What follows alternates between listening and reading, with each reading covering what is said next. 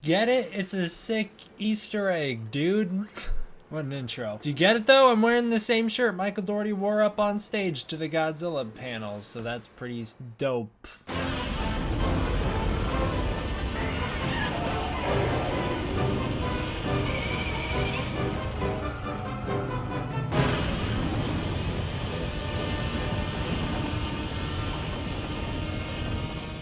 What's up, everybody? I'm back. Welcome to a brand new video. Today we're going to be doing another Godzilla King of the Monsters news and updates. What is the date? I'm recording this on the 31st of March. I have no idea when this will get uploaded. Probably much later. So we're going to talk about the Godzilla panel that happened the other day, yesterday for me, at Wonderfest. But before we do that, we're going to do some art. So chapter times in the description below. Skip to whichever story you want. We're actually not just doing art. And actually, I just want to say, I'm sorry, I'm an idiot. I didn't realize how bad I was at pronouncing names until I went back and I listened to some of my original Godzilla King of the Monsters news and updates because, well, we'll talk about why in a minute. But I was listening to some of those and I'm like pronouncing everyone's name wrong. I couldn't say O'Shea Jackson Jr. I couldn't say Vera Farmiga. Michael Dougherty, that name really tripped me up. I kept calling him Dudley. I don't know, I'm just really bad with that stuff, so I apologize, and I will continue to apologize because I have no idea how to pronounce this guy's name. The Naptis Prominus did his One True King art. Pretty cool. It's like a double-sided thing here, so you got Godzilla and Ghidorah on one side, and then Ghidorah, Mothra, and Rodan on the other. That's kind of cool. Tapwing did a wallpaper banner. It's like a banner. A Let Them Fight art. It was for the March Madness thing that the kaiju fans were doing. Every day of March they were drawing a new kaiju, and this was the Let Them Fight day, March 31st. And oh man, it's just really cool, so I wanted to show it off. All right, let's talk about some figure stuff really quick. Art Spirits, which is a brand, have announced a new Godzilla figure and a new Ghidorah figure. We will be seeing the prototypes very soon. I don't know how much these will be. I would assume around $100 to $200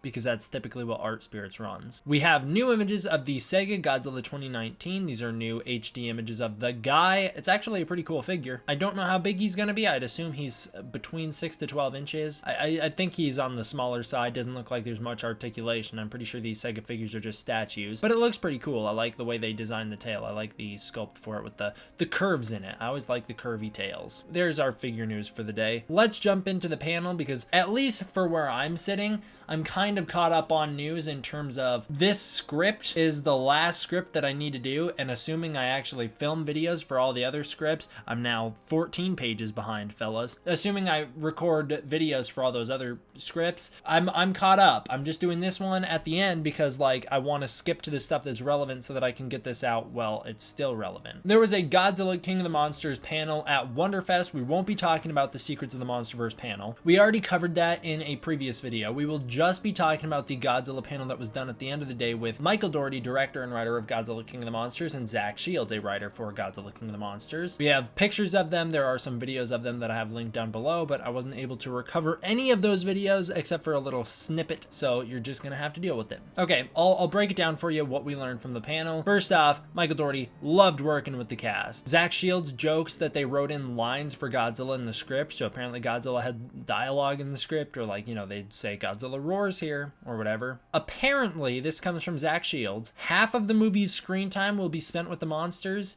Now, keep in mind, this movie is 2.5 hours. So that's what? Is that 75 minutes of kaiju screen time?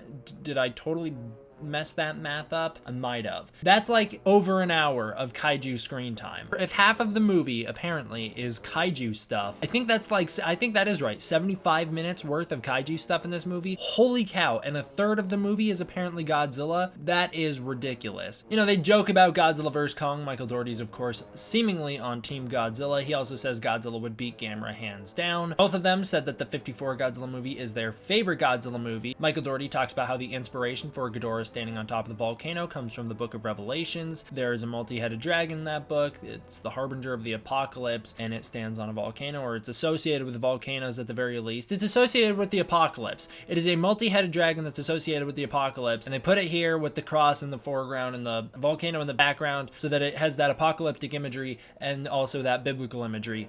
there you go. Here's something that's really cool. So you know how we have all those petitions in the Godzilla community for Godzilla for Josh, trying to get Josh an early screening of Godzilla. For those of you who don't know, Josh has a terminal illness, so everyone's trying to get him to see Godzilla King of the Monsters early. That is his wish. And Michael Dougherty confirms that they are working on it. It is in the process. Doesn't, you know, there's no 100% confirmation. They're not saying we are 100% going to do this. They are just saying we are working on it. Michael Dougherty acknowledges it. He's aware of it. I wonder if that also means they're going to do Godzilla for George in the credits. I would hope that if they do Godzilla for Josh, if they let Josh see Godzilla early, they put George's name in the credits. I think that'd be fitting. Michael Dougherty and Zach Shields talked about how they wanted the monsters to be viewed as gods in this movie by the characters and the viewers. And there's, you know, I've heard some people who are upset about the term putting the god back in the Godzilla. Here's the thing, Michael Dougherty's not saying it in a way of disrespect. I know a lot of people acknowledge that he's not. When he's saying they're putting God back in Godzilla, he's not saying this version of Godzilla will be better than all the others. He's just saying they're putting the god back in Godzilla in terms of they are bringing this religious element to the character that has never been there before.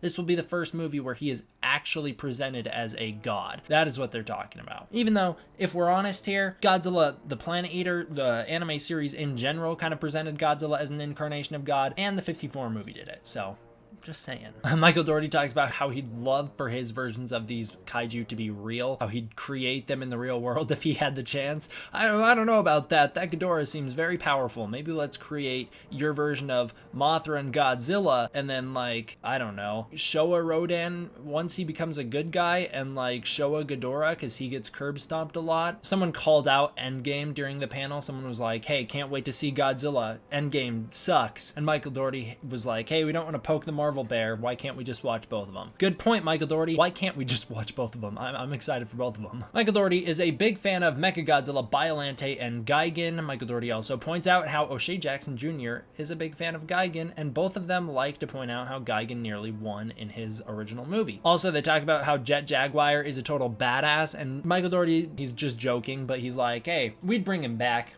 Toho's doing it with their anime. Wink, wink. I don't know. This video is probably going up after April 1st, so that joke didn't really land, but whatever. You know what I'm talking about. I like the quote, the roars weren't a consideration, they were an obsession. They worked super closely to get these roars right for the monsters. Michael Dougherty views the monsters as musical instruments. He needed to make sure that the sounds were all good. I like the idea that Godzilla isn't the good guy or the bad guy. He is just there. He's a force of nature, and he decides on a day-to-day basis what he's gonna be. And the more interesting aspect isn't if Godzilla's a good guy or a bad guy, but if he will view us as good guys or bad guys, because of course we are the ones who are destroying his planet. So whatever we do determines how Godzilla responds to us. It's very Heisei Gamera in that aspect. I found it interesting that they weren't really able to speak about the human story at all. I wonder if that means there's going to be like something that they're hiding in the human story, which I really hope, but they could not talk about the human story. All that we know is that a big portion of the story will be about humanity's relationship to Godzilla and if coexistence is possible. We have confirmation now that the Russell family made it out of 2014. They were in the city when Godzilla fought the Mutos,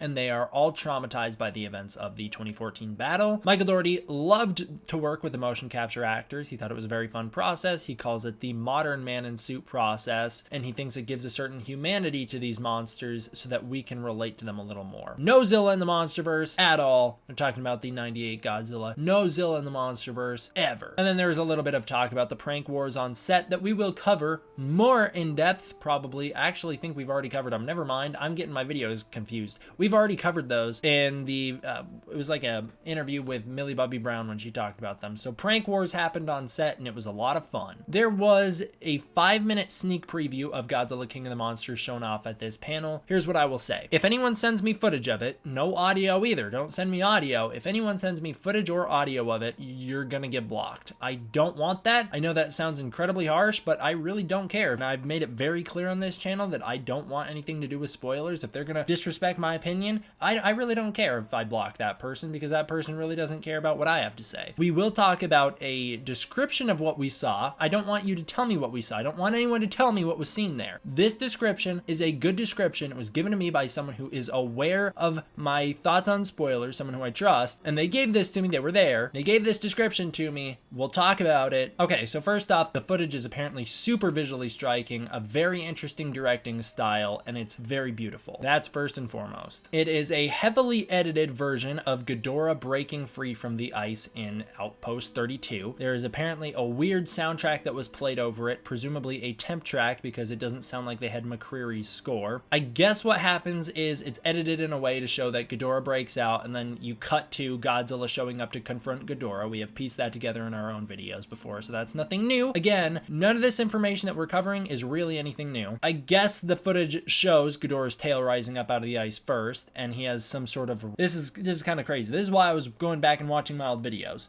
Apparently, he has a rattlesnake tail. Yeah, so if you remember back in like July, we talked about, was it June or July? It might have been June. Back over summer, like before trailer 1 came out, I did a video discussing some inside information that I received regarding the monsters. That inside information, for those of you who don't remember, Mothra is blue. That turned out to be true. Rodan erupts from a volcano and is kind of like a dragon. Turned out to be true. And then the Ghidorah information, all they told us was he has rattlesnake tails. Back in the day, we speculated, like, what does that mean? Does that mean they look like rattlesnake tails, or does that mean they act like rattlesnake tails? I guess it means they act like rattlesnake tails. We know that he has retractable claws, or whatever you call those, in the tails. So that is, that's true. We've seen that in the trailer. But I guess when they're retracted, the tail can rattle, and they will make rattling sounds like a rattlesnake tail. I think that's a super dumb idea, if I'm honest, but I need to see it in context before I can officially say that. I just don't like the sound of it. I guess Godzilla is called to the area to fight Ghidorah so that the humans can escape. I'm not sure who calls him or why they call him specifically. I would have assumed that he was already on his way because Ghidorah was breaking free. I would have thought that the thing that woke Ghidorah up is also what brings him, but it sounds like they have to trigger, I'd assume, the orca. It sounds like they're probably going to have to trigger the orca multiple times to get Godzilla to show up, which I find to be interesting. Other than that, a montage of footage was played that involved a whole bunch of clips that supposedly we've already seen, followed with a clip of Mothra flying really low to the ground, creating some sort of force below her that pulls someone off their feet. It sounds very similar to what we see with Rodan in the trailers, although not as destructive. Notice how all of that stuff that we talked about wasn't anything new. It was all stuff we knew. I mean, other than the fact that they have to call Godzilla using the orca specifically, and that's not even confirmed, that's just what I'm assuming. Notice how none of this stuff was new and none of this stuff was spoiler heavy. Don't give me anything that was. If the people, it was actually a few people that gave me this information. If the people that gave me this information knowing that I don't want spoilers, and then there was other stuff shown that I don't want to know about, and they intentionally made sure I didn't know about it, don't tell me about it, please. This is already enough. I didn't even mean to see some of this stuff. Some of this stuff came from someone's tweets that I was looking at, and I was like, oh, what is this? And then I read it, and I was like, oh, okay, so we have some information. The other stuff was literally the only thing the person told me was that there's the rattlesnake tails. That's all that I learned from one person. The other stuff is from a tweet that everyone else has seen. I don't want to see this footage at all until the movie comes out. Anyways, guys, that'll do it for this one. Thank you all for watching. I hope you enjoyed. I'll see you guys next time. D-Man, out.